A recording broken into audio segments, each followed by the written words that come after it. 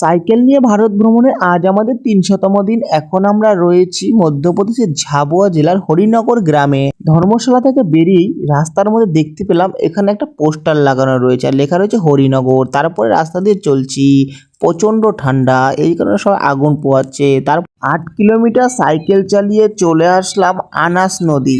আর এই ব্রিজ এখন আমি ক্রসিং করছি। আর ব্রিজের এপারে হচ্ছে মধ্যপ্রদেশ, ওপারে হচ্ছে গুজরাট। আমি এখন মধ্যপ্রদেশেই রয়েছি আর ওপারে গেলেই চলে যাব গুজরাটে। গুজরাটে প্রবেশ করার পর দেখতে পাচ্ছি বড় বড় পাহাড় আর পাহাড়ের মাঝখান দিয়েই রাস্তা। এবার আমি পুরোপুরি গুজরাটে প্রবেশ করে ফেললাম। প্রবেশ করেই ছোট ছোট ভাইদের সঙ্গে দেখা। ভাইরা বললো জয় মাতাজি, আমরাও বললাম জয় মাতাজি।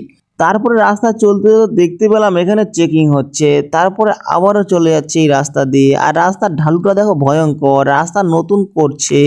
আর এই রাস্তায় যে খোয়াগুলো আছে চিন্তা করছি লিক না হয়ে যায়। বলতে বলতে লিক হয়ে গেল আমার সাইকেলটা, দেখো।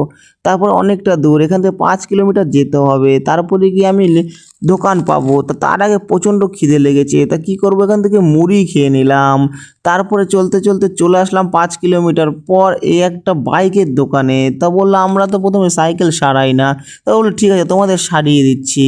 আর এই সেই দোকান যেই দোকানে আমি চলে এসেছি। আর দোকানের সামনে পুরো লেখা রয়েছে গুজরাটি ভাষায়। তো সাইকেলের টিউবটা আমার খোলা হয়ে গেছে, হাওয়া দিয়ে এখন চেক করা বাকি। তো চেক করছে, আর চেক করে দেখতে পেলাম যে একটাই লিক হয়েছে। তো লিকের ওখানটা হাত দিয়ে দেখলাম একটা পাথরের কণা ঢুকে গেছিলো।